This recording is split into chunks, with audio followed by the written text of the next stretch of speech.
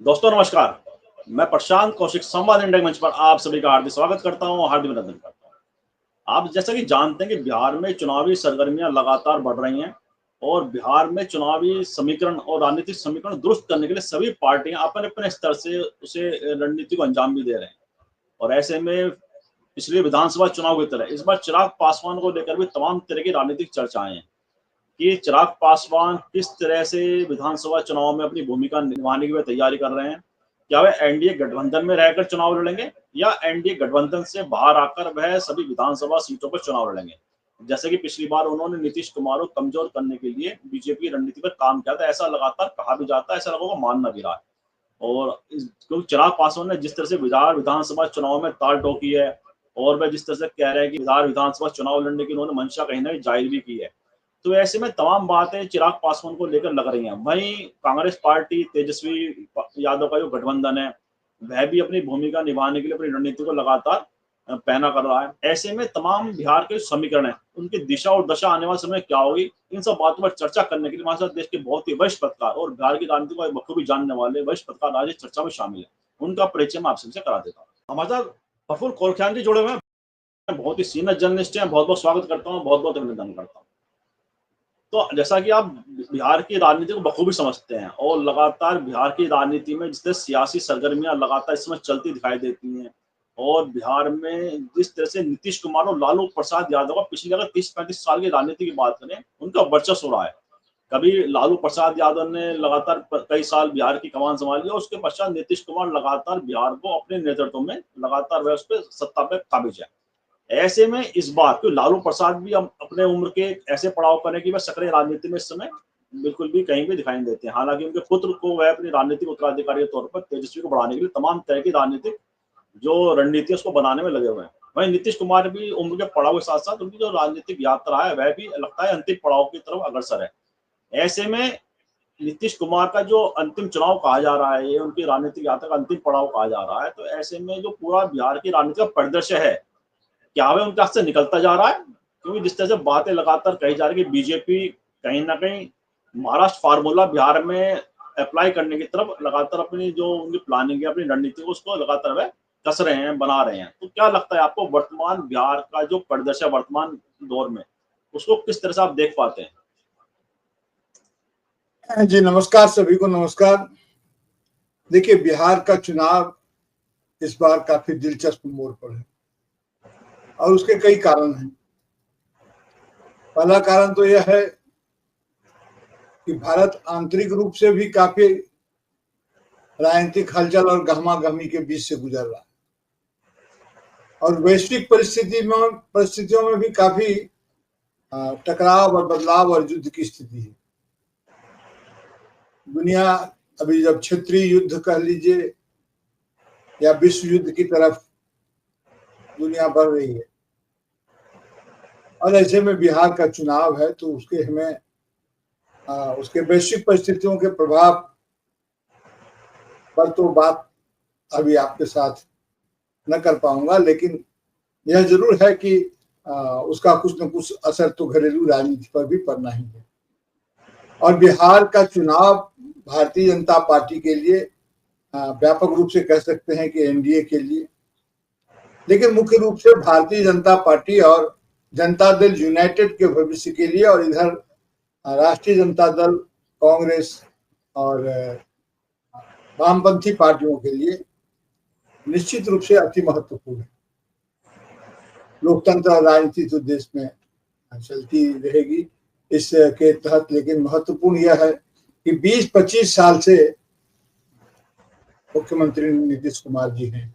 विभिन्न गठबंधन उनका समर्थन करते हैं, कभी समर्थन वापस ले लेते हैं, कभी लोग यह कहते हैं कि नीतीश जी ने पाला बदल लिया, लेकिन नीतीश जी तो अब स्थित प्रज्ञ बने हुए हैं।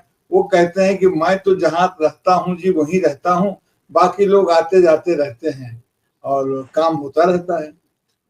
उनके कथन में जरूर कुछ न कुछ सच्चाई तो है, क्योंकि विपक्ष में आने वाले दल बदल जाते हैं, सत्ता को समर्थन देने वाले दल बदल जाते हैं, लेकिन नीतीश कुमार जी की सत्ता नहीं बदलती। मैंने चाक डोलता है, चकबम डोलता है, लेकिन खैरा पीपर नहीं डोलता।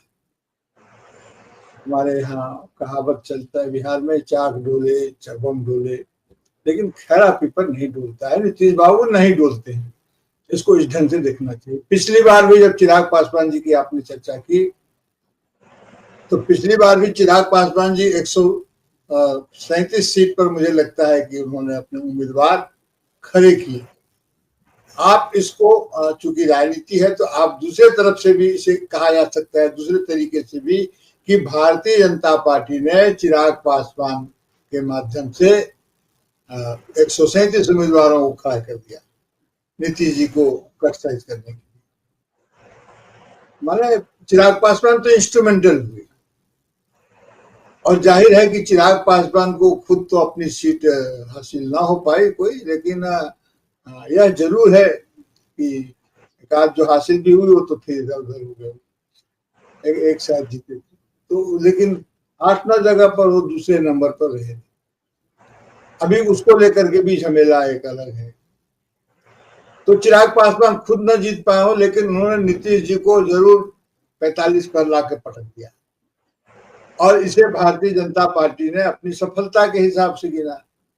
अब वो कैसे हुआ, देर रात तक चुनाव गणना हुई, 1500 के वोट के अंतर से कैसे कौन जीता हारा, चुनाव अधिकारियों की, चुनाव आयोग की क्या भूमिका रही, क्या राजनीतिक गफलतें रही, वो सब अब एक इतिहास है, उस पर अलग से कभी चर्चा की जाएगी। लेकिन हकीकत यह है कि तमाम कोशिशों के बावजूद एक 243 के विधानसभा में जहां 122 पर बनता है बहुमत, तो 137 सीट का जुगाड़ एनडीए को हुआ। एनडीए का खेल दूसरा था उस बार। वो ये चाह रहे थे कि नीतीश कुमार जी बिल्कुल चले जाएं, जितने पर वो गए उससे भी नीचे चले जाएं तो कोई बात नहीं है। चिराग पासवान पर उनको बड़ा भरोसा था कि स्ट्रेटेजिक, जिसको बोलते हैं कि स्ट्रेटेजिक रिलायंस उन पर था, और उन पर डिपेंडेंसी थी। तो ये स्ट्रेटेजिक डिपेंडेंसी में वो फेल कर गए, क्योंकि चिराग पासवान उतना प्रोक्योर नहीं कर पाए, उतनी सीट नहीं ला पाए। तो इरादा तो उनका उसी बात था कि अपना मुख्यमंत्री वो बना दें, और नीतीश कुमार जी गार्जियन के रूप में रहें या न रहें, ये उनकी मर्जी है, उनको आजाद किया जाए। लेकिन जो हुआ नहीं, क्योंकि कुल कॉम्बिनेशन ऐसा हुआ कि नीतीश कुमार जी जिधर जाएंगे उधर सरकार बन जाएगी। अगर वो महागठबंधन की तरफ पैर बढ़ाते तो उनकी सरकार बन जाती। तो उनकी शर्त एक ही थी कि मुख्यमंत्री हम ही रहेंगे, हमको बनाइएगा तो आपके साथ ये हैं, और नहीं बनाइएगा तो साथी मेरा इंतजार कर रहे हैं। तो एक परिवार के लोग हैं वहां, अपने परिवार में चला जाऊंगा वापस, या परिवार के लोगों को बुला लूंगा अपने साथ। तो इस मजबूरी में उनको मुख्यमंत्री बनाना पड़ा। फिर जो कहानी हुई सो हुई, अलग हुई। लेकिन नीतीश जी तो माहिर खिलाड़ी निकले। इस बार खेल दूसरा है। इस बार सुशील मोदी नहीं है बिहार की राजनीति में, और जो सबसे बड़ी बात है कि भारतीय जनता पार्टी के पास अपना कोई चेहरा भी नहीं जिसे वो मुख्यमंत्री के रूप में बताए। आज ये तो ठीक है कि वो नीतीश कुमार जी को मुख्यमंत्री का चेहरा घोषित नहीं कर रहे हैं, लेकिन अगर कहीं साइड से भी भारतीय जनता पार्टी के फुसफुसाहट के रूप में भी भारतीय जनता पार्टी अपने किसी नेता को मुख्यमंत्री का चेहरा झलका भी दे, तो भारतीय जनता पार्टी में बिहार में बगावत मच जाएगा। चुनाव जीत जाने के बाद आप किसी भजन लाल जी को मुख्यमंत्री बना दें, लेकिन जब तक चुनाव जीता नहीं आपने, तब तक आप किसी भजन लाल जी को मुख्यमंत्री बना देंगे, या ऐसे किसी भी आदमी को, पूरे सम्मान के साथ मैं कह रहा हूँ, सिर्फ उदाहरण के रूप में, किसी आदमी को चीट निकाल करके आप मुख्यमंत्री घोषित कर देंगे। ऐसा होता नहीं। अगर होता तो उसी समय कर दिए होते। क्यों लड़े शिवराज के नेतृत्व में चुनाव? एक चुनाव जीतने के बाद। लेकिन इसलिए अगर भारतीय जनता पार्टी कोई चेहरा घोषित करती है तो दिक्कत हो जाएगी, और इधर उनके पास कोई चेहरा है नहीं। सम्राट चौधरी ला के करें, तो वो एक चेहरा अगर हो तो इसका एक गैप देख करके, पॉलिटिकल गैप, राजनीतिक खालीपन को देख करके चिराग पासवान काफी उत्साहित है। और वो अपने आप को मुख्यमंत्री, जिसने पिछले विधानसभा में भाई साहब 2 सीट नहीं जीता, और वो अपने को मुख्यमंत्री का दावेदार बता रहा है। हालांकि झारखंड में ऐसा हुआ है कि निर्दलीय या एक पार्टी को सबने एक आदमी को सबने समर्थन दिया और वो मुख्यमंत्री हो गए। और न सिर्फ मुख्यमंत्री हो गए, उन्होंने अच्छा खासा काम भी किया। उस काम में कुछ लिपटा हुआ भ्रष्टाचार भी हुआ, क्योंकि राजनीतिक लोग जब काम करते हैं तो ये साबित हो गया ना कि जब राजनीतिक लोग काम करते हैं तो उससे कुछ न कुछ भ्रष्टाचार तो लिपट के आ ही जाता है, कभी बड़ा भ्रष्टाचार, कभी छोटा भ्रष्टाचार। तो काम उन्होंने किया और उस काम में भ्रष्टाचार कुछ अधिक लिपटा हुआ पाया, तो उसके बाद जो नतीजा हुआ सो सामने है। तो बिहार में और झारखंड में ऐसा हो चुका है, बिहार में भी हो सकता है। कब जाने कब किसका भाग चमक जाए, कब किसके सामने कौन सा अवसर उपस्थित हो जाए, तो अपने को घोषित कर। अभी उन्होंने ये घोषणा कर दी कि वो सारे 243 सीट्स पर अपने कैंडिडेट खड़ा करेंगे। अभी आरा में जब उनकी रैली थी, जाहिर है कि इससे उनके कार्यकर्ताओं में जोश भरेगा, और जोश भरने के लिए वो तो अभिनेता भी रह चुके हैं। उन्होंने अपने गला का भी इस्तेमाल किया, और या पता नहीं, हो सकता है भाषण करते करते गला में कुछ भारीपन आ गया हो, मैं नहीं कहता हूँ, लेकिन जो आवाज आई वो आवाज बहुत कड़ी और कड़क और कड़ियल आवाज थी, जो बिना समुचित प्रशिक्षण के संभव नहीं होता है कम्युनिकेटिव। तो जो भी उन्होंने कहा, अब सुना है कि नहीं वो फिर इधर आ रहे हैं 9 सीट 10 सीट पर, उसको एसेंशियल्स बता रहे हैं और बाकी सब पर दावा और सीट होते हुए हैं। तो ये नीतीश कुमार जी को अंडर प्रेशर लेने के लिए ये किया जा रहा है, उनको झलकाया जा रहा है कि पिछली बार की कहानी फिर दोहराई जा सकती है। तो नीतीश कुमार जी कितना अच्छा, जनता दल यूनाइटेड में भी राजनीतिक रूप से 2 फ्रैक्शन आप काउंट कर सकते हैं। एक वो फ्रैक्शन जो संजय झा जो अध्यक्ष हैं उनके, ललन सिंह, जो ये तमाम जो उसमें जो आप जाति स्ट्रक्चर देखेंगे तो वो जो हाई पर हैं, हाई कमान की बात नीचे तक परकुलेट नहीं हो पाती है।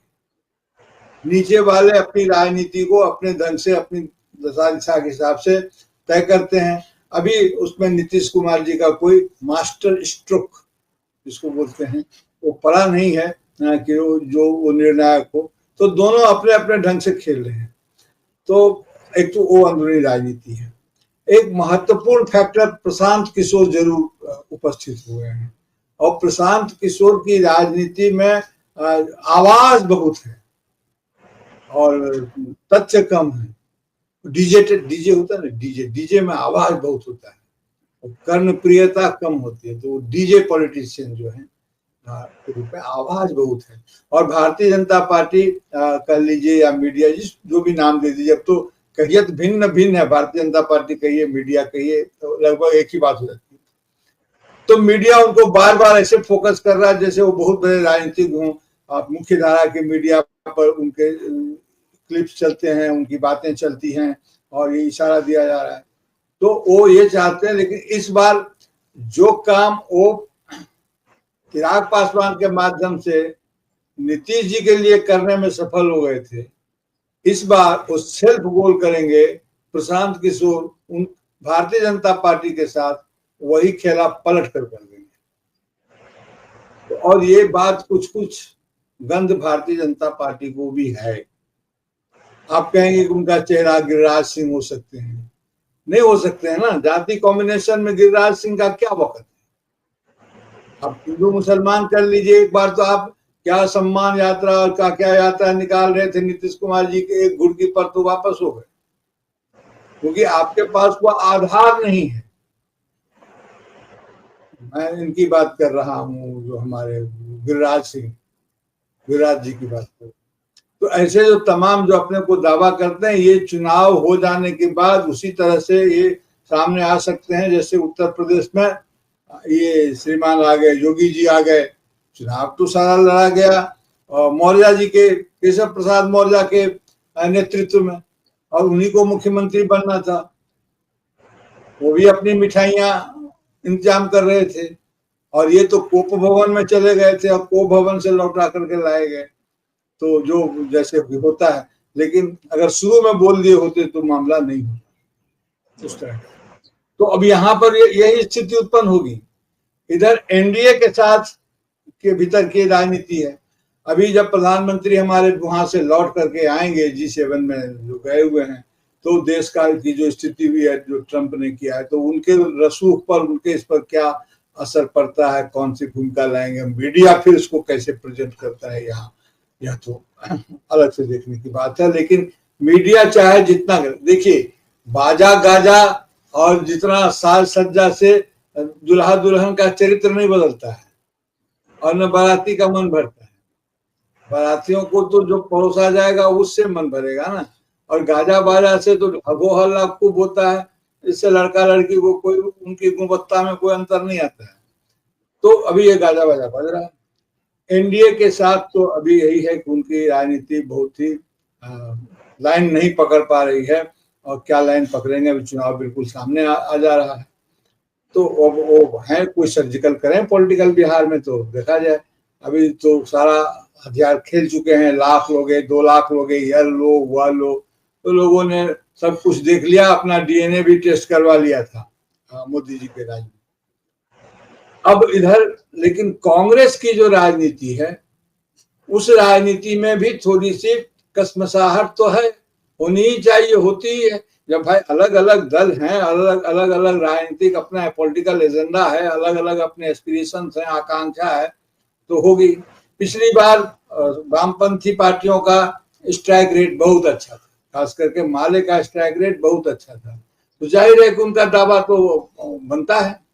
लेकिन अगर उनका उतना सीट पर उनको दे दिया जाएगा, लेकिन वामपंथी पार्टी अनुशासित पार्टी होती है, वो ये जानते हैं कि उनका जो अपना जेन्यून क्लेम जो है, वो जेन्यून होकर के भी वो सेक्रीफाइस कर सकती हैं, उनका कैलकुलेटेड सेक्रीफाइस होगा। और कांग्रेस आपको रिकैलिब्रेट बिहार में कर रही है, यानी कि अपने आप को फिर से उस साइज में ला रही है, जो उसका साइज जो सिकुड़ गया था उस साइज में लाने की कोशिश कर रही है। तो कांग्रेस की उपस्थिति को और कांग्रेस के इस रिकैलिब्रेशन में आरजेडी को भी मदद करनी चाहिए, और कम से कम कांग्रेस उम्मीद रखती है, और वामपंथी पार्टियों को भी चाहिए, क्योंकि जो सेंट्रल फोर्स है, जो सेंट्रल पावर है, जहां से सबको प्लग लेना है, लाइन करंट आना है, पावर आना है, उसको अगर मजबूत नहीं करेंगे तो दिक्कत आ जाएगी। वैसे कांग्रेस खुद कोशिश कर रही है, और कांग्रेस भी अपने खोए हुए जनाधार को कितना हासिल कर पाएगी चुनावी राजनीति में, यह तो देखने की चीज है। अभी तो जो भी वातावरण है वो स्पेकुलेटिव इन्वायरमेंट है, इसमें दावे के साथ तो कुछ कहा नहीं जा सकता है। लेकिन हाँ, जिस प्रकार से राहुल गांधी की लोकप्रियता बढ़ रही है, युवाओं में उनकी फाइट हो रही है, और जो भारतीय जनता पार्टी विचारधारात्मक पराजय में, अब देखिए कि ये साल जो है 1925 राष्ट्रीय स्वयंसेवक संघ का स्थापना साल है। हालांकि उन्होंने पिछले लोकसभा चुनाव में ही कह दिया था कि कोई उत्सव नहीं मनाएंगे, लेकिन ये तो कहने की बात थी, लेकिन उसकी कोई हलचल नहीं है, अपना अध्यक्ष नहीं चुन पा रहे हैं। अब मैंने भीतरी जो संकट है उनके सामने सो अलग है। इधर इस बीच में 75 साल के मोदी जी हो जाएंगे, तब क्या स्थिति पैदा होगी। तो भारतीय जनता पार्टी में भी नीचे जो हाल जनता दल यूनाइटेड का है, वही हाल उनमें भी है, क्योंकि जब क्या नाम है, हमारे जो गृह मंत्री हैं उनका, जिनका काफी अनुशासन रहा है पार्टी में, अमित शाह जी, उनकी भी बहुत नहीं सुनी जा रही है आंतरिक रूप से। बाहर में कोई भी नहीं है, एक भीतर भीतर जो बदलाव है। तो इस स्थिति में बिहार के चुनाव में अभी चिराग फैक्टर का भी थोड़ा सा और खुलेगा कि क्या होता है, अभी थोड़ा टाइम है। और प्रशांत किशोर जी का भी खुलेगा कि अल्टीमेटली अगर उनको समझौता करना होगा तो आरसीपी सिंह के साथ तक रह जाएंगे, और साथ रह भी जाएं तो उनका टारगेटेड जोन क्या होता है, कितने में वो खड़ा करेंगे और कहाँ कहाँ खड़ा करेंगे, यह देखने की बात होगी। तो एक दिलचस्प मोड़ पर बिहार की राजनीति तो है सर। जी जी, ये बहुत महत्वपूर्ण बिंदु आपने उठाए पूरी चर्चा के अंदर। अच्छा, एक बात और आपने कही, बीजेपी के पास जो नेता है वहां पर, बिहार की अगर लोकल लीडरशिप की बात करें, उसका बड़ा अभाव इस समय बीजेपी के अंदर है। जैसा आपने कहा कि कोई सिर्फ चेहरा है घोषित नहीं कर सकती, क्योंकि अंदरूनी संघर्ष उनका बढ़ जाएगा। तो ऐसे में सुशील मोदी जो बिहार के बड़े नेता थे बीजेपी के, उनकी मृत्यु के पश्चात क्या बीजेपी के पास बिहार में सर्वमान्य तौर पर, पूरे बिहार को अगर दृष्टिकोण से बात करें, बिहार के पूरे बिहार राज्य की बात करें, ऐसा कोई सर्वमान्य नेता उनके पास नहीं है बिहार में, जो पूरे बिहार में जिसका प्रभाव हो ये गिरिराज सिंह जी का नाम आपने लिया, रविशंकर प्रसाद हैं, राजीव प्रताप रूडी हैं और अश्विनी चौबे हैं, तो तमाम ऐसे नेता रहे हैं जो राष्ट्रीय राजनीति में भी लगातार अनेक वर्षों से वह सक्रिय उनकी भूमिका रही है। लेकिन बिहार के अंदर सुशील मोदी का विकल्प बीजेपी को तलाश नहीं पाई है क्या, मुख्य रूप से जो उन्हें बड़ी चुनौती अंदरूनी तौर पर मिल रही है, क्या लगता है आपको? नहीं, सुशील मोदी का तो कोई विकल्प नहीं होगा, इसलिए कि सुशील मोदी को जो ताकत मिलती थी वो आरसीपी सिंह को जहां से ताकत मिलती थी, सुशील मोदी चांद की तरह चमकते थे और उनके सूरज नीतीश कुमार थे। नीतीश कुमार जी के संगत से या उनके साथ से उनकी जो जोड़ी बनी पॉलिटिकल, तो उनके जो संबंध थे इसी से उनका नेतृत्व बड़ा होता था। कई मामले आए, आप जानते हैं, घोटालों के, इसके उसके, लेकिन नीतीश कुमार जी ने सबको संभाल लिया। अश्विनी चौबे जी हैं, महत्वपूर्ण नेता हैं, लेकिन उनका एक खास प्रभाव क्षेत्र है और खास छवि है। मुख्यमंत्री के लिए अगर उनको देंगे तो बाकी लोग भी देंगे, एकदम सीधी सी बात। गिरिराज सिंह, देखिए हनुमान जी बहुत बड़े योद्धा थे, उनको प्रणाम करता हूँ, लेकिन महावीर जी का हम लोग महावीर जी बोलते हैं, बाकी लोग हनुमान जी बोलते हैं। महावीर जी का कभी राज्याभिषेक नहीं हुआ। क्यों नहीं हुआ? इतने बड़े योद्धा थे। तो वो साइड प्लेयर हो सकते हैं, स्टेज पर नहीं, मैंने मुख्य में नहीं आ सकते हैं। मैं आपको एक उदाहरण दूं, सब पूछेगा, अगर पूछे कोई कि महाभारत में पांडवों में सबसे बड़ा योद्धा कौन था, युद्ध के पहले जिस पर भरोसा किया जा रहा था, जिसका डर कौरवों के मन में था, वो योद्धा भीम थे। संजय ने जब धृतराष्ट्र को बताया तो ये बताया कि हमारे यहाँ ये हैं जिनसे हम हैं, और पांडवों की सेना भीमाभिरक्षितम, वो भीम से सुरक्षित है, यानी वहां भीम है। लेकिन भीम का तो कभी राज्याभिषेक हुआ नहीं। तो इस बात को समझना होगा कि जो मुख्यमंत्री का चेहरा होता है, या जो एक चेहरा होगा जो केंद्रीय चेहरा है, उसको बहुत लचीला, बहुत फ्लेक्सिबल और भीतर जो करे, भीतर भले सामंती ताला लटका रहे, लेकिन बाहर में लोकतंत्र का तामझाम चमकता रहे।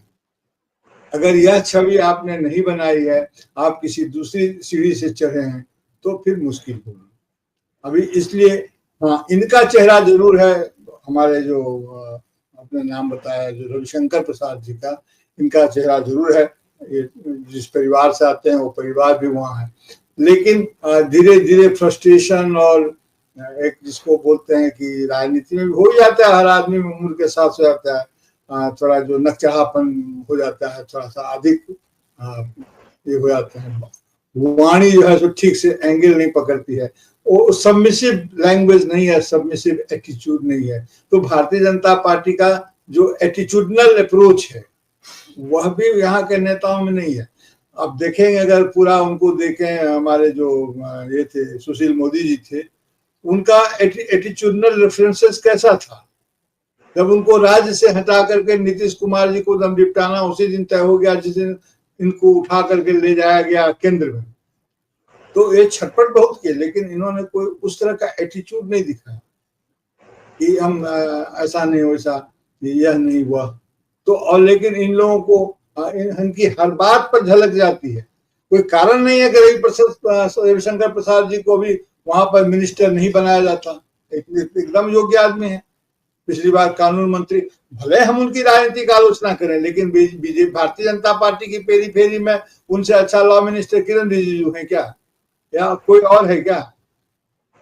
राजीव प्रताप रूडी इतने महत्वाकांक्षी नेता थे भारतीय जनता पार्टी के, एकदम जैसे सिकोड़ कर बैठा दिया गया है। तो जब उनका वहीं वो नहीं गति पकड़ी है, तो उनको, अब शाहनवाज हुसैन को आप देख लीजिए, ऐसा नहीं कि चेहरा नहीं है, लेकिन उनको ये लगता है कि अगर इसको बढ़ाया तो कहीं उधर न पिछड़ जाए। तो ये जो कड़ियां हैं, तो चेहरा नहीं है, मतलब पार्टी के अंदर जो चेहरा है, वो उस चेहरे को मुख्यमंत्री के रूप में अगर प्रोजेक्ट करेंगे तो बाकी चेहरे सब उस पर इतना जोर से टूट पड़ेंगे कि वो बेचारा जो है वो भी नहीं रहेगा। तो ये स्थिति है।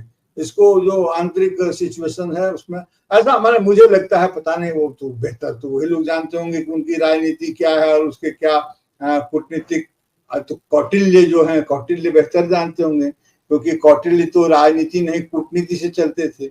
और जब आप बाहर दूसरों को कूटनीति बोलेंगे, तो हमारे यहाँ बिहार में आप जानते हैं कि एक जो कुछ वृद्ध महिलाएं होती हैं जो इधर की बात उधर, उधर की बात उधर करके समाज में एक गतमयता बनाए रहती हैं, सोशल डायनेमिक्स जिसको बोलते हैं। कई बार ये एडवर्स भी होता है, तो जिसको हम लोग बोलते हैं कुटनी बुढ़िया, कुटनी चाची आगे। तो कूटनीति का तो असर होता है ना, तो अंदर भी होता है।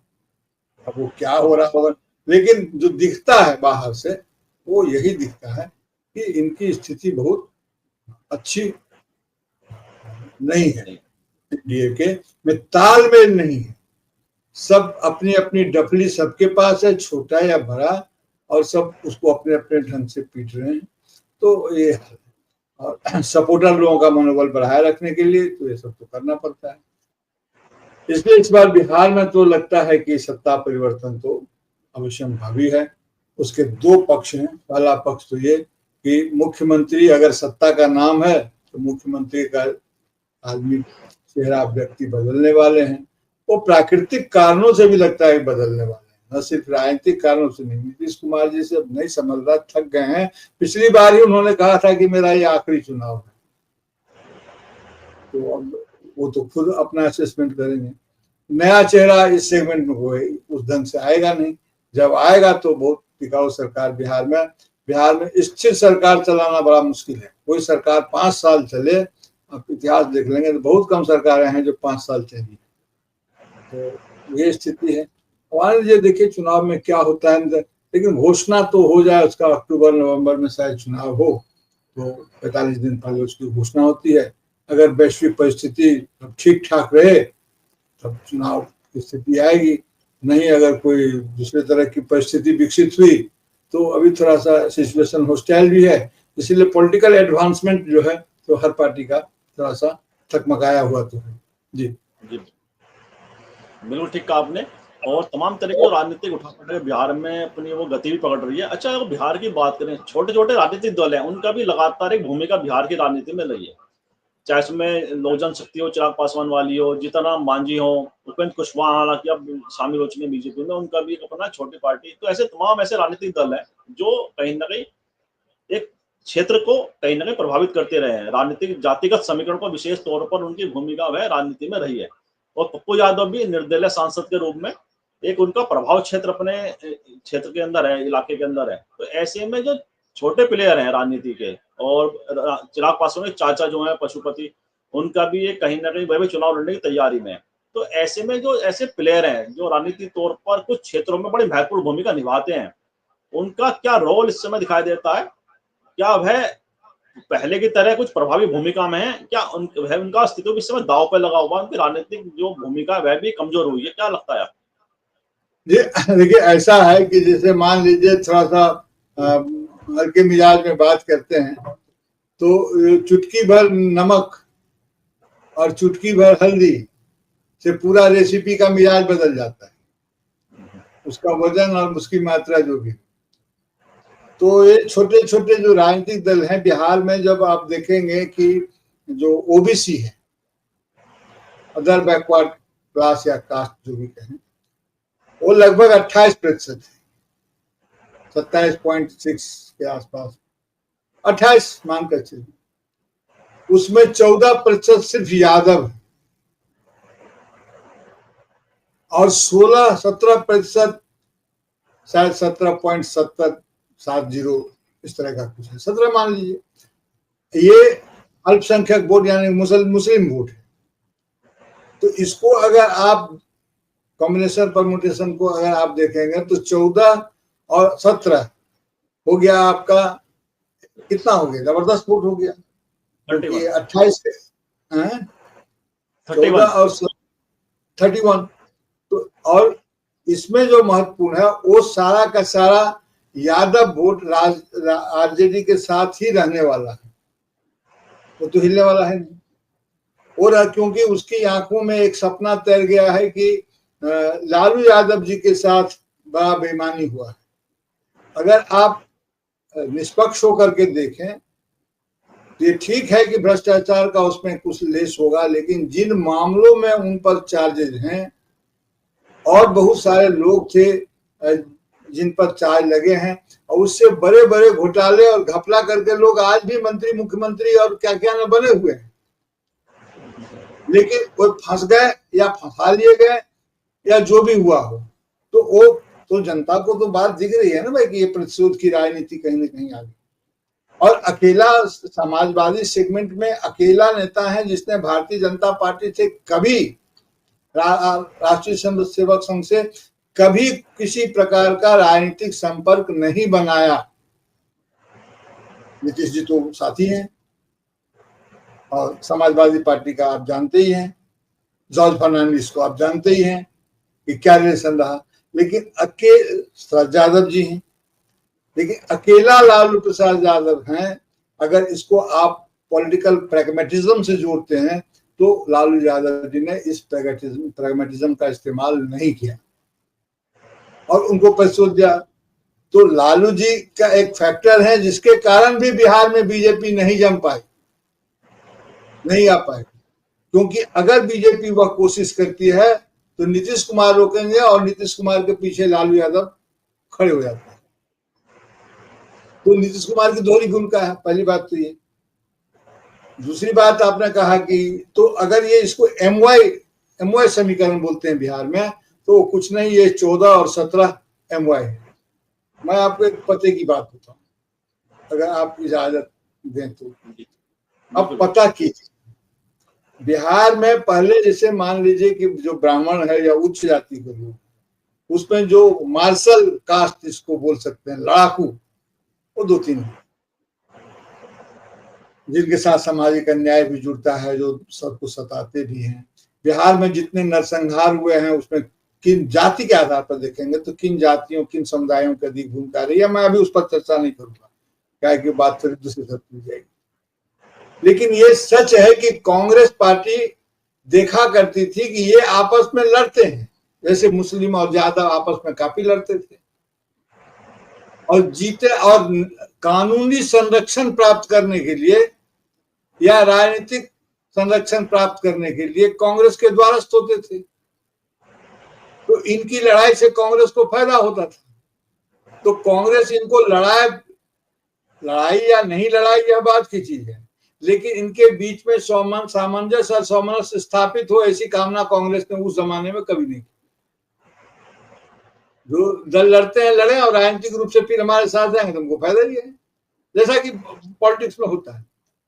लालू यादव जी जब आए तो उन्होंने क्या किया, इन दोनों जो योद्धा समुदाय हैं, यादव और इनको मुस्लिम समाज के जो कुछ लोग हैं, भागलपुर दंगे वगैरह के कारण, इनमें एक पावर बैलेंस क्रिएट कर दिया और एक इक्वेशन में इनको ले आए। एंड दिस इज अर्थमेटिक, जिसको पॉपुलरली लोग एमवाई समीकरण, मुस्लिम यादव समीकरण बोलते हैं। और इनका लड़ना बंद हो गया। इनका लड़ना बंद हो गया तो कांग्रेस का द्वारस्थ होना बंद हो गया और लालू पॉलिटिकली काफी बड़ी शक्ति हो रही थी। नीतीश कुमार जी के पास अपनी जाति का या अपने लोगों का समर्थन कितना, 3% भी नहीं है, और ये झलक जाता था। तो उन्होंने ये काम किया कि बाकी जो ऐसी कम प्रतिशत वाले लोग हैं उनकी राजनीतिक महाकांक्षाओं को जगा करके अपने साथ जोड़ करके वो एक जो है सो तो वो पहुंच जाते हैं। इस तरह से जोड़ते घटाते वो पहुंच जाते हैं, आपको 27-28% तक पहुंच जाते हैं। उसमें 3%, 4%, 0.98%, 0.8% आबादी वाले लोग। भारतीय जनता पार्टी की सोशल इंजीनियरिंग ने भी यही काम किया था। जैसे देखिए उत्तर प्रदेश में बोलते हैं कि हम ओबीसी को हैं, हम उसको लेते हैं, लेकिन गैर यादव को हम काउंट करेंगे। और अब तो गैर जाटव की भी बात कभी कभी उठ जाती है, और उसके लिए क्योंकि मायावती जी का जो राजनीतिक समीकरण है आप जानते हैं। तो ये बहुत आरजेडी का जितना फॉर्मिडेबल कॉम्बिनेशन बनता है 31% का, उतना इनका बनता नहीं है। तो ये खुदरा के थोक व्यापारी हैं। हल्के मूड में कह रहा हूं, नीतीश कुमार की राजनीति खुदरा आइटम के थोक व्यापारी सबको एक जगह इकट्ठा करते हैं। और आरजेडी की हालत ये हो गई कि वो थोक को तोड़ तोड़ कर बेचते हैं। और कांग्रेस इसलिए बेदखल हो गई, ना तो उसको उसके पास कोई कास्ट का वैसा अनुभव है, ना धर्म का वैसा अनुभव है। तो पॉलिटिकल इंजीनियरिंग जो भारतीय जनता पार्टी को सूट करती है, वही टेंडेंसी नीतीश कुमार को सूट करती है। जो छूटी हुई जो कम संख्यक जातियां हैं, उनको एक जगह इकट्ठा करने की, यही तो सोशल इंजीनियरिंग थी गोविंदाचार्य की, और क्या थी। तो इसीलिए नीतीश कुमार जी में और भारतीय जनता पार्टी में नजदीकी भी हो जाती है और टकराव भी हो जाता है। अकारण नहीं है, अकारण नहीं है कि इनका उससे होते हैं, ये एक दूसरे के पॉलिटिकल कंपल्सन में आते हैं। तो ये जो भीतरी कॉम्बिनेशन है, ये भीतरी जो उनकी संरचना की जो जरूरत है, वो उसको देख करके चले। लेकिन नीतीश कुमार जी के पास एक प्लस पॉइंट है जो भारतीय जनता पार्टी के पास नहीं है, और प्लस पॉइंट ये है कि अल्पसंख्यक वोट में से कुछ न कुछ वोट वो सत्ता में होने के कारण, मुख्यमंत्री होने के कारण भी, और वैसी अपनी नीतियों के कारण भी नीतीश जी उसमें शेयर ले लेते हैं, जो भारतीय जनता पार्टी कर नहीं पाती है। इसलिए नीतीश जी थोड़ा आगे हैं, थोड़ा मॉडरेट चेहरा है, और थोड़ा उच्च वर्ण का भी समर्थन उनको हासिल होता है। और जो लगभग 15% जो जनरल कास्ट हैं, उनके भी बड़े हिस्से का समर्थन डायरेक्ट थोड़ा सा और थोड़ा सा भाया भारतीय जनता पार्टी उनको मिल जाता है। इसलिए नीतीश जी बड़े नेता बने हुए हैं। तो ये कंडीशन अब देखिए कि क्या होता है। ये सब तो स्पेकुलेशन है, और जो लोग राजनीति के को अधिक गहराई से जानते हैं, वे लोग देख सकते हैं कि इसमें क्या बात तत्व है, नहीं है। तो यही है सर। जी बिल्कुल ठीक कहा आपने कि तो अनुमान है, और आने वाले समय में स्पष्ट रूप से चीजें सामने आएंगी कि क्या हो सकता है बिहार की राजनीति में। अच्छा, कार्यक्रम में अंतिम पड़ाव पे आते हैं कि जो दुनिया की जो राजनीति इस समय देखी जा रही है, दुनिया में हलचल बड़ी तेजी से घटित हो रही है, तमाम तरह की घटनाक्रम दुनिया के अंदर हो रहे हैं, वो भारत में उससे छूता नहीं है। तो ऐसे में भारत और पाकिस्तान के बीच में जिस तरह से एक पूरा घटनाक्रम घटित हुआ है, जिसमें सैन्य क्षमताओं का भी उपयोग किया गया, और साथ ही दुनिया भर में जिस तरह से चीजें घटित हो रही है, भारत का जो रोल है, भारत की जो भूमिका है, क्या उसका असर भी बिहार के चुनाव पर पड़ेगा?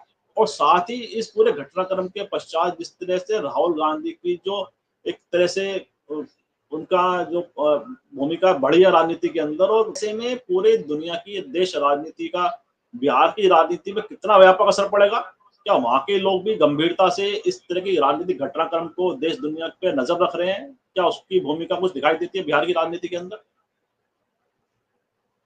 देखिए, उसका असर तो पड़ेगा ही पड़ेगा।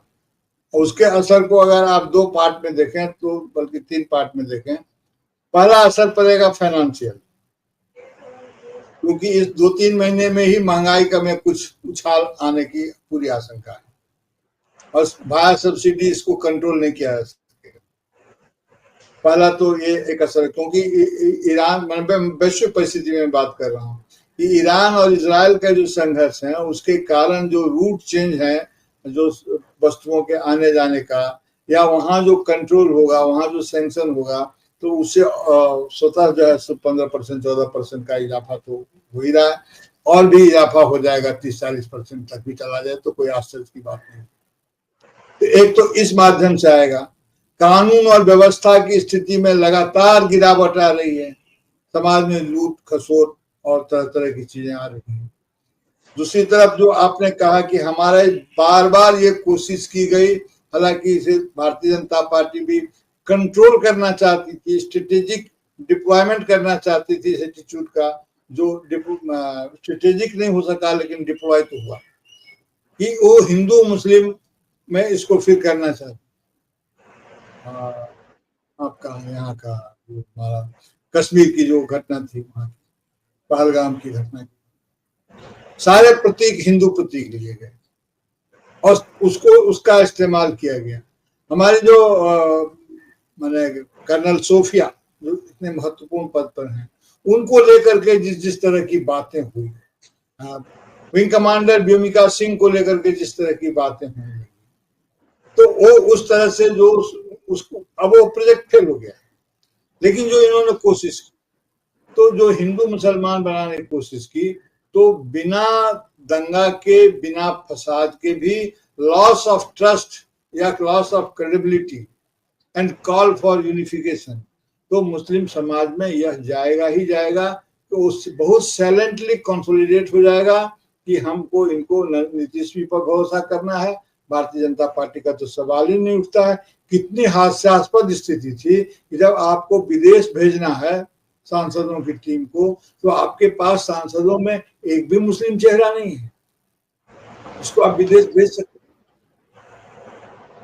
वो अगर जो मैं आपको बताता हूं, अगर 2-4 भी ऐसे चेहरे होते ना, चेहरे नहीं भी, अगर नाम के भी सदस्य होते ना, एमपी होते ना भारतीय जनता पार्टी के पास, तो न सलमान खुर्शीद को भेजती और न किसी और को भेजती, और न इनको शशि थरूर को भी पत्ता नहीं देती, क्योंकि उसके पास वो चेहरा नहीं था। शशि थरूर जैसे नेता जो हैं, और उसको एक कवर देने के लिए गए हैं सलमान खुर्शीद को। सलमान खुर्शीद को हम भेज रहे हैं, भेजना जरूरी था सलमान खुर्शीद को, ओवैसी को, और उनके कवर के लिए शशि थरूर गए, ताकि उससे ये लगे कि हम बहुत अच्छे लोगों को भेज रहे हैं।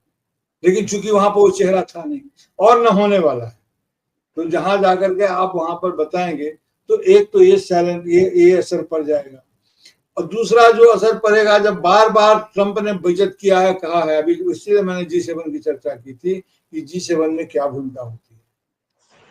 अभी ईरान पर आक्रमण इजराइल कर रहा है, और ये बोल रहा है हमको पता था, हमको डेट का ही पता था, हमको ये भी पता था। क्या ये डिप्लोमेटिक लैंग्वेज है? क्या एक इतने बड़े राष्ट्र का राष्ट्रपति इस ढंग से बात कर सकता है किसी दूसरे संप्रभु राष्ट्र पर आक्रमण की? आप उस पर आक्रमण कर रहे हैं और बोलते हैं कि इजराइल को आत्म सुरक्षा का अधिकार है।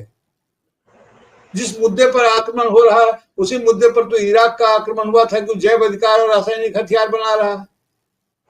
अमेरिका ने दिया कोई सबूत?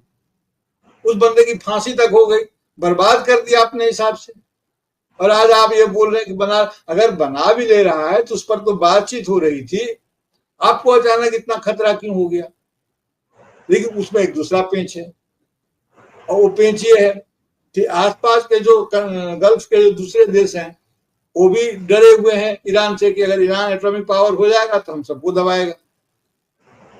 तो इसीलिए उनका जो सपोर्ट, जिस ढंग से उनको खड़ा होना चाहिए ईरान के साथ, वो खड़े नहीं हो पा रहे हैं। तो ये तमाम जटिलताएं हैं। और देखिए, ईरान तो एशियाई देश है ना भाई। इस बार तो ये लोग चाहते हैं कि ये एपिसेंटर इसका एशिया बने, जो संघर्ष हो उसका।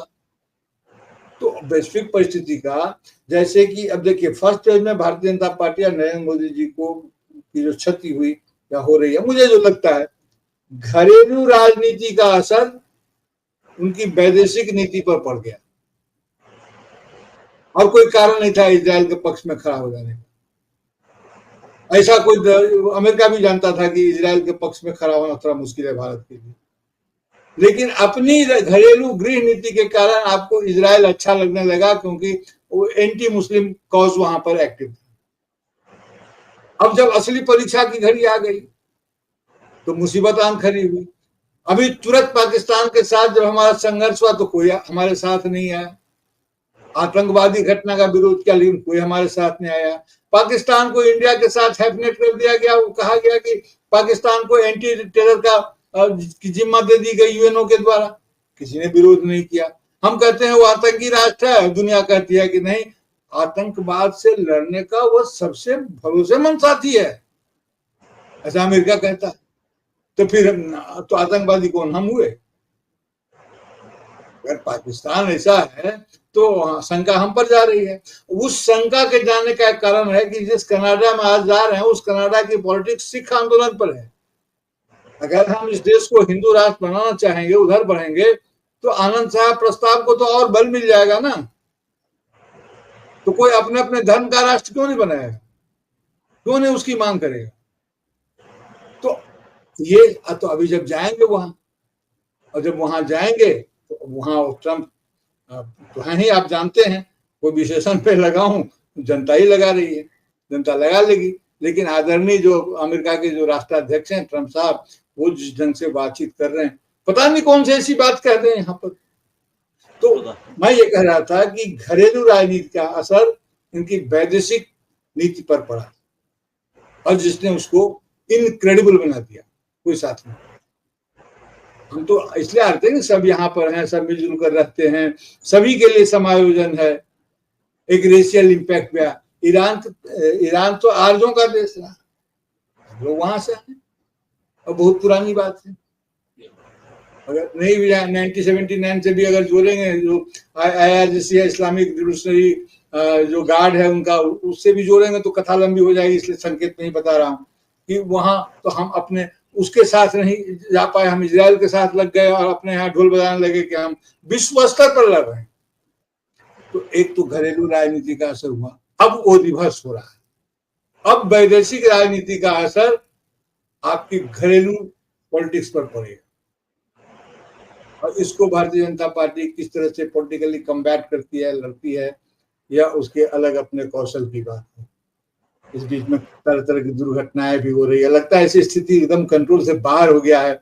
बिहार में कानून व्यवस्था नहीं है, कहीं कोई सिस्टम नहीं है। अभी पता चला कि DGCA में बहुत तरह की 53% तक की वैकेंसी रिक्तियां हैं, वो कोई ढंग से काम नहीं हो रहा है। जहाज गिर गया, इतनी बड़ी जनहानि हो गई। अभी उत्तराखंड में केदार धाम में एक हेलीकॉप्टर गिर गया, खबर आ रही है, उसमें 7 आदमी। तो ये हो क्या रहा है? इधर क्रिकेट का खेल होता है तो लोग उसमें मर जाते हैं, कुंभ हुआ तो लोग उसमें मर गए, और हमारे यहाँ बयान दे दिया जाता है कि घटनाएं तो होती रहती है। इरिस्पॉन्सिबल। ये हल्का आदमी, कोई आदमी दुख के क्षण में, व्यक्तिगत क्षण में ये कहे कि हाँ भाई ऐसा होता रहता है, क्या करें। लेकिन आप एक गवर्नमेंट है और एक पब्लिक फोरम में कह रहे हैं, सबको एड्रेस कर रहे हैं। आपको ये कहना चाहिए कि हर छोटी बड़ी घटना का हम फैसला करेंगे। आवेग के क्षणों में या अपने वास्तविक किसी दबाव में आकर के कह गए हो, लेकिन उसका कोई खंडन नहीं, उसका कोई रिजवाइंडर नहीं है। खंडन न भी हो, रिजवाइंडर तो हो कि हाँ भाई मेरे कहने का आशय ये नहीं, ये था। हो सकता है कि मेरे टोन एंड टेनोर में ऐसा कुछ हो गया हो, ऐसा ध्वनि निकल रही हो, लेकिन मेरा आशय ऐसा नहीं था। कोई रिजवाइंडर नहीं, कोई एक्सक्यूज नहीं, कुछ नहीं। तो ऐसी arrogancy in democracy setup, in democratic mind चलता नहीं है। तो अब इसलिए आपका सवाल है, बहुत जेन्युइन सवाल है। मैं ये कह रहा हूं कि फर्स्ट पेज में यहाँ का घरेलू नीति का प्रभाव आप विदेशी नीति पर ले गए, उसका असर वहां हो गया। अब बारी है कि वैदेशिक स्थितियों का प्रभाव हमारी घरेलू राजनीति पर पड़ेगा। इसीलिए राहुल गांधी के विदेश जाने से ये सबसे ज्यादा घबराते हैं कि राहुल गांधी क्यों विदेश, क्योंकि आप वो भारत की वो पुरानी तस्वीर ले जाते हैं, वो दूसरे तरह के अलाइनमेंट की बात करते हैं। तो ये है, देखिए कि क्या होता है, क्योंकि अंत में हम और आप तो भाई जनता हैं, जनता के हिस्से में हैं। हम और आप तो सिर्फ विश्लेषण कर सकते हैं, विश्लेषण क्या समझने की कोशिश कर सकते हैं कि क्या हो रहा है। क्योंकि इतने हम लोग, हमारे पास इतने संसाधन नहीं होते हैं सर, ना आपके पास होते हैं ना हमारे पास होते हैं। हम तो अब ये कह लीजिए कि अपने एक नागरिक की तरह सोचते हैं और सोच करके कुछ सूत्र निकालने की कोशिश करते हैं, लेकिन फैसला तो उन लोगों को करना है। तभी बिहार की राजनीति पर भी असर पड़ेगा, और न सिर्फ बिहार की राजनीति पर बल्कि आने वाले हर चुनाव पर इसका असर पड़ेगा। चुनाव आयोग की तमाम तरह की नाकामियों या कह लीजिए या पक्षपातों के बावजूद असर पड़ेगा। जी जी बिल्कुल ठीक कहा आपने कि तमाम तरह की घटनाक्रम जो घटित हो रहे हैं वह कहीं ना कहीं उसका प्रभाव और दिखाई देगा आने वाले समय के अंदर कि राजनीति इसका, जैसा आपने कहा कि अंदरूनी राजनीति का वैश्विक स्तर पर दिखाई दे और वैश्विक स्तर की राजनीति का अंदरूनी स्तर पर भी उसका बड़ा प्रभाव दिखाई देता है। तो तमाम तरह की आपने जो राजनीतिक गुणा भाग है उसको बड़ा बखूबी आपने उसकी व्याख्या की है।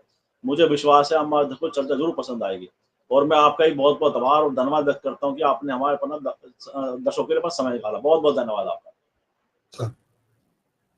और मैं आपसे वैसे भी आग्रह करता हूँ इस वीडियो को लाइक करें, शेयर करें, कमेंट करें, साथ ही समाज निर्णय चैनल को सब्सक्राइब कर बेल आइकन जरूर दबाएं, जिससे समाज निर्णय अपडेट आपको समय से मिलते रहे। आपसे बहुत बहुत धन्यवाद, बहुत बहुत धन्यवाद।